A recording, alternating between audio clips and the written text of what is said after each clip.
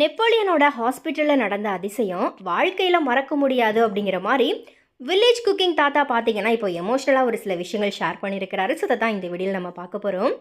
So யூடியூப்பில் village cooking channel அப்படிங்கிற பெயரில் தாத்தா பெரிய தம்பியும் அவருடைய உறவினர்களும் சேர்ந்து சமையல் வீடியோக்களை வெளியிட்டு வராங்க.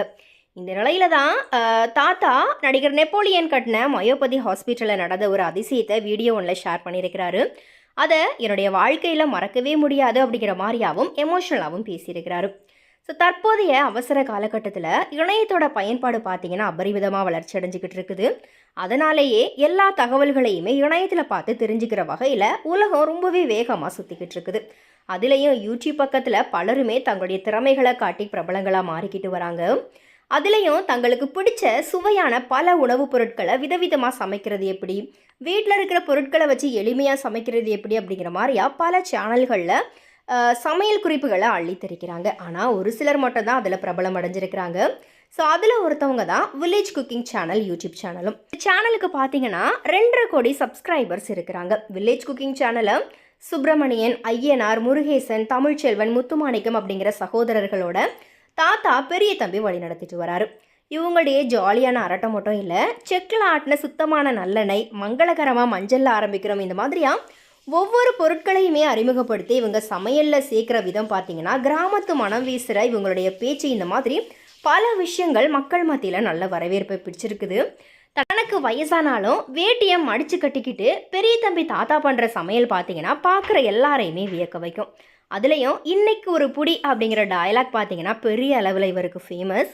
ஸோ இதுக்கே இவருக்கு நிறைய ரசிகர்கள் உண்டு. ஸோ இந்த நிலையில தான் சில மாதங்களுக்கு முன்னாடி பெரிய தம்பி தாத்தாவினுடைய உடல்நிலை சரியில்லாமல் போயிருந்துச்சு. அவருக்கு இதய அறுவை சிகிச்சையுமே செய்யப்பட்டிருந்துச்சு. அதுக்கப்புறமா அதிலிருந்து குணமாகி இப்போ மறுபடியும் வீடியோஸ் போட ஆரம்பிச்சிருக்கிறாரு. ஸோ இந்த நிலையில தான் ரீசெண்டாக அவருடைய வீடியோவில் தன்னுடைய வாழ்க்கையில் மறக்க முடியாது அப்படிங்கிற மாதிரியா உணர்வுபூர்வமாக பேசியிருக்கிறாரு.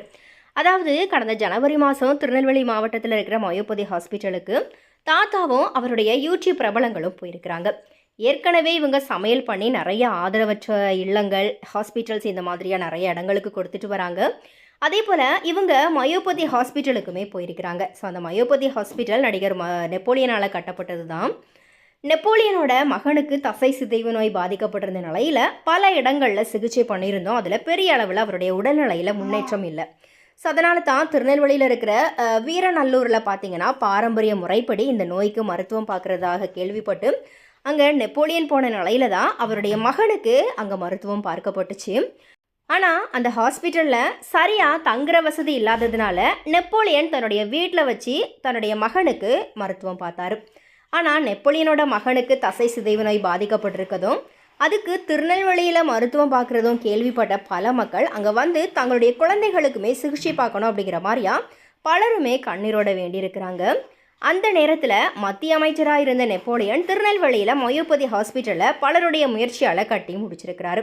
இந்த ஹாஸ்பிட்டலுக்கு தமிழ்நாட்டிலிருந்து மட்டும் இல்லாமல் பல நாட்டிலிருந்துமே தசை சிதைவு நோயால் பாதிக்கப்பட்டவங்க வந்து மருத்துவம் பார்த்துட்டு வராங்க. ஸோ இந்த நிலையில தான் இந்த ஹாஸ்பிட்டலுக்கு தான் தாத்தா பெரிய தம்பியும் போயிருக்கிறாரு. அப்போது அங்கே நடந்த விஷயத்தை பற்றி பெரிய தம்பி தாத்தா பேசும்போது மயோபதி ஹாஸ்பிட்டலில் இருக்கிற குழந்தைங்களுக்கு கெடாவட்டி விருந்து வைக்கிறதுக்காக போயிருக்கிறாரு. விருந்து முடிஞ்சதும் அங்கே பேசிக்கிட்டு இருக்கும்போது ஒரு 10 வயசு பையனை அவருடைய அப்பா தோளில் தூக்கிக்கிட்டு வந்திருக்கிறாரு. அந்த பையனால் நடக்க முடியாமல் இருந்திருக்குது. அந்த பையனோட அப்பா அங்கே இருந்த டாக்டர்கிட்ட, என் பையனை நான் தாய் இல்லாமல் வளர்த்துருக்கேன் சார், என்னோட பையனை நடக்க வச்சு பார்க்கணுன்னு எனக்கு ரொம்ப ஆசையாக இருக்குது, அவனை நடக்க வச்சுட்டா போதும் சார் அப்படிங்கிற மாதிரியா கண் கலங்கியிருக்கிறாரு. அதை பார்த்து எனக்கு ரொம்ப வருத்தமாக இருந்துச்சு. அப்போது நான் அந்த ஐயா கிட்ட, ஐயா கவலைப்படாதீங்க, உங்கள் பையனும் 5-6 மாதத்தில் கண்டிப்பாக நடந்துருவான், கடவுள் இருக்காரு, அவர் காப்பாற்றுவாருன்னு சொல்லிட்டு வந்தேன். அதுக்கப்புறமா 5 மாதம் கழித்து எனக்கு மயோபதி ஹாஸ்பிட்டலேருந்து ஒரு கால் வந்துச்சு. ஐயா ரோஹித் நடந்துட்டாயா அப்படிங்கிற மாதிரி சொன்னாங்க. எனக்கு ரொம்ப சந்தோஷம் தாங்கவே முடியல. உடனே நான் திருநெல்வேலிக்கு நேரடியாகவே போயிட்டேன். பையன் அழகு போல் இப்போ நடக்கிறான். அதை பார்த்து எனக்கு ரொம்பவே சந்தோஷமாக இருந்துச்சு. நீ 100 வருஷம் வாழணுண்டா அப்படிங்கிற மாதிரியா அந்த பையனை வாழ்த்திட்டு அங்கே பல பேரோட நடக்கிற கனவை நிறைவேற்றிக்கிட்டு இருக்கிற டாக்டர் டானியல் அவர்களையும் நான் வாழ்த்திட்டு வந்தேன். என்னோட வாழ்க்கையிலேயே இது மறக்க முடியாத சம்பவமாக மாறிட்டு இந்த மாதிரி அந்த வீடியோவில் பார்த்தீங்கன்னா தாத்தா பெரிய தம்பி வந்துட்டு பேசியிருக்கிறாரு. ஸோ எனிவே இது குறித்த உங்களுடைய கருத்துக்கள் என்ன அப்படிங்கிறத மறக்காம கமெண்ட்டில் ஷேர் பண்ணுங்கள்.